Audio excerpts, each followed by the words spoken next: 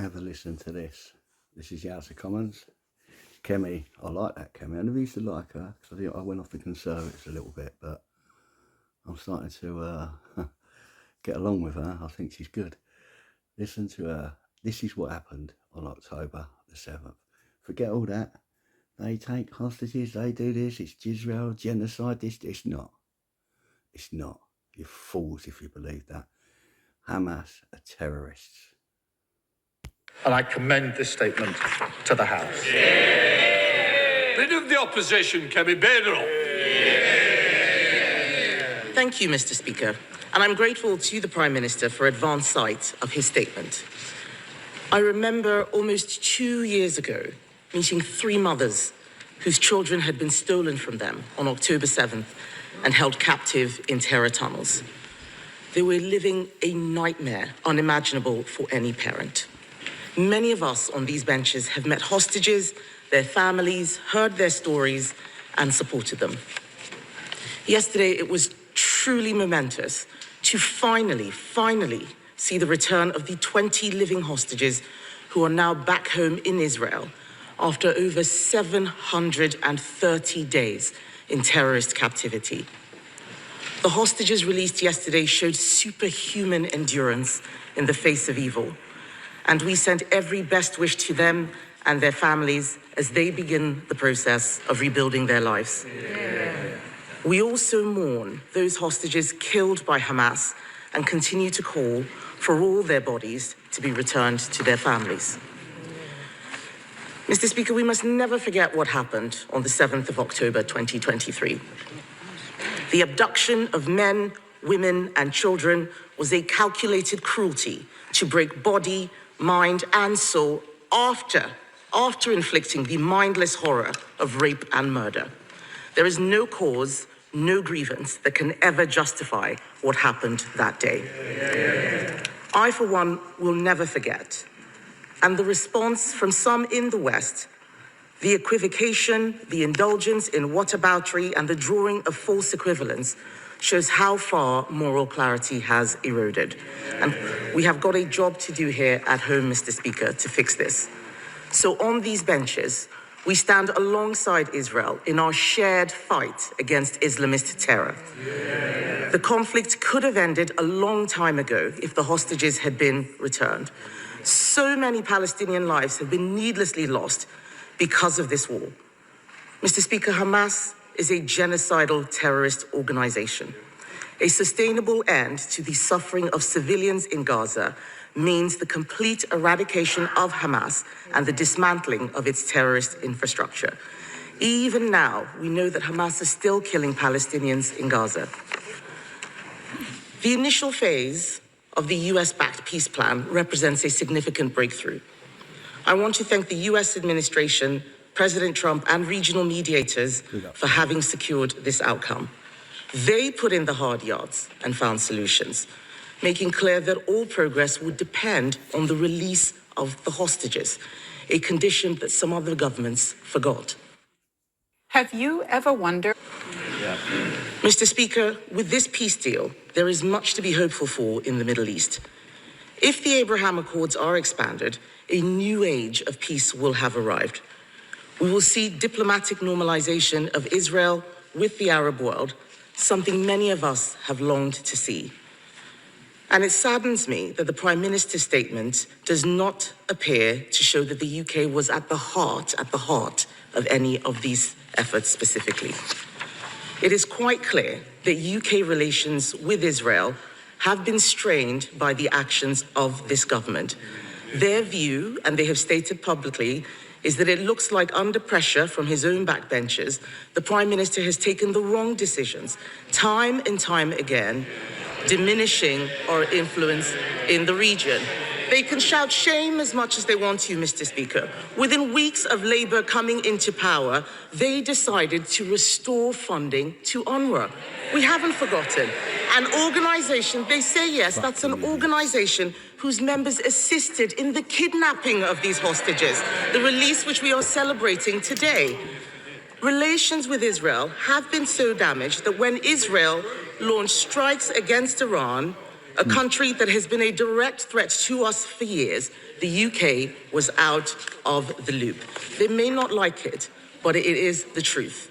And then, in a move praised by Hamas, Labour decided to recognise a state of Palestine with no condition to release the hostages still held in the tunnels of Gaza, rewarding terrorism. What a scumbag he is, that Starmer. What a fucking scumbag. I hope to God he ends up being put on trial, the same as all these benches who sit with him for crimes against humanity, like his pal Tony Blair should be. Right, crimes against humanity. All these people who have suffered at the hands of these jihadi movement coming into the UK and terrorising kids, stabbing families, killing, murder.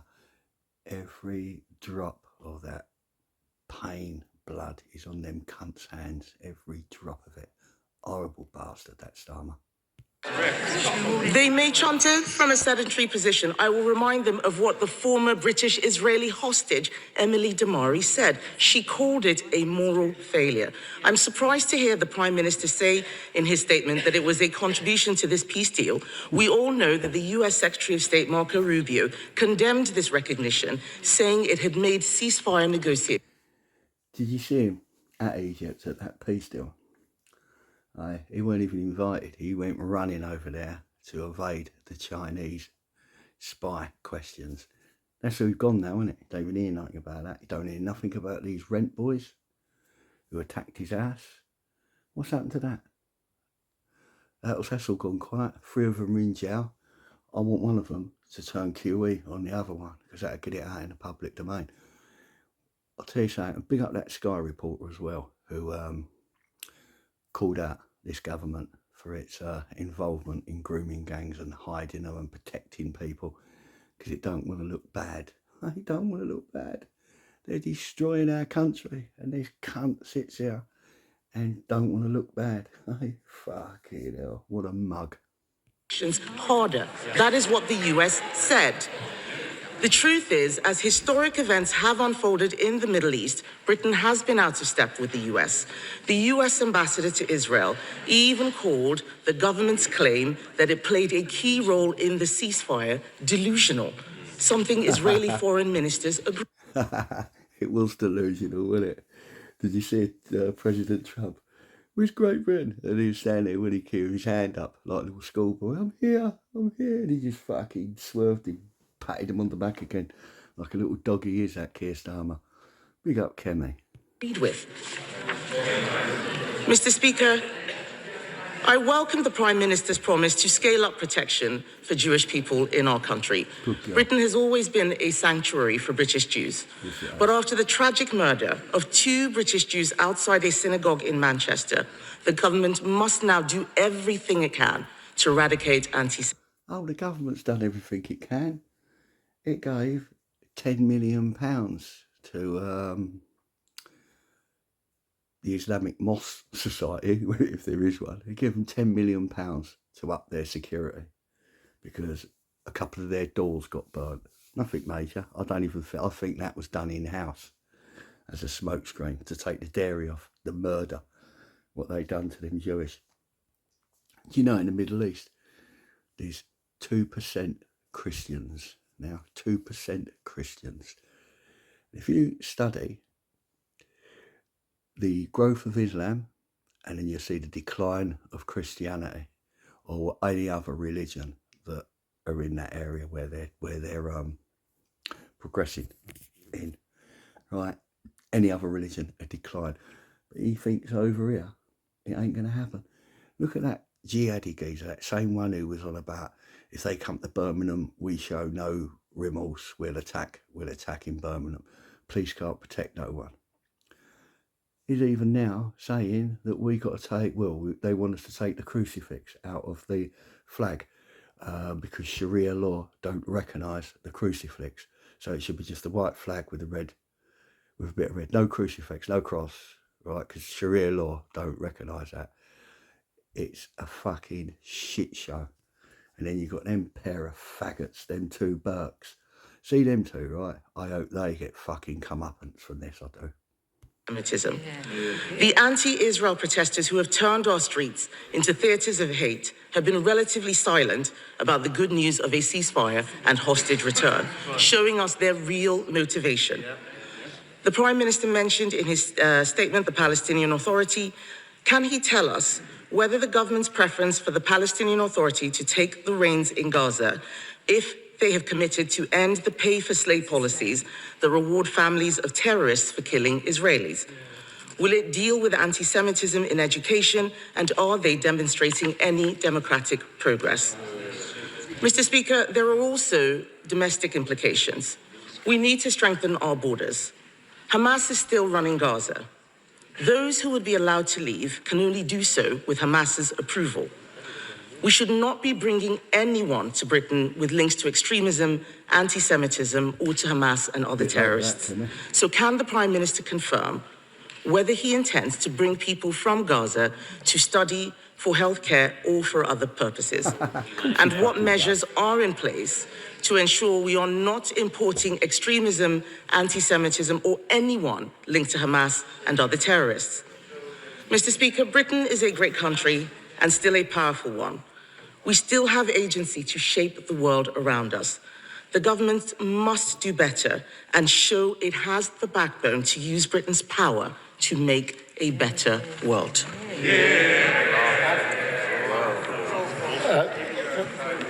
Can I thank her for the words she said about the hostages just a moment ago, and I know how heartfelt they are. What a lying, scummy cunt. Your fault. I was surprised and saddened that she spent more time attacking what we actually did to help the process You've done nothing than even mentioning the humanitarian crisis in Gaza, without setting out in terms the number of people that have been killed, that are starving, been subjected to denial of aid, when the immediate task... What he wants to do is have a look at who's behind all of that and what it's all about. Not what it is. See how slimy he is. Just don't want to take... No, he's like that Sadiq Khan. Just don't want to acknowledge nothing. All about what they want or what they see. No side, no flip side to nothing. Horrible cunt he is. And that cunt sat next to him, that Lammy. Look at him, another nonce. For any serious government is to work with allies to get that aid in at speed. I would have expected at least an acknowledgement of that terrible situation. It shows yet again just how far her party has slid from serious statesperson approach to diplomacy. This is not the time for a fight about what role any individual played. I am proud of what Steve Witkoff said about our National Security Advisor. He was negotiating this. He knows absolutely the role we played. And this House should be proud that we played that role.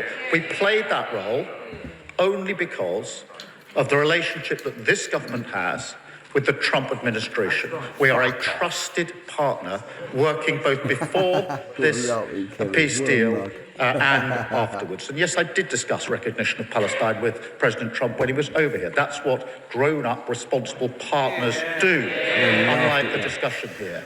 And I'd stand by my... Do you know something, right? It was, I lost my train of thought then. Do you know, all Palestine had to do was acknowledge Israel as a state. And now none of this would have come to this going back now a year. This is the root of the problem. You can dance around what's what now, but you've got to go back to the fundamentals, the starting position. But no one wants to go back to the start of it and the reason why this all kicked off in the first place. That's the fundamentals.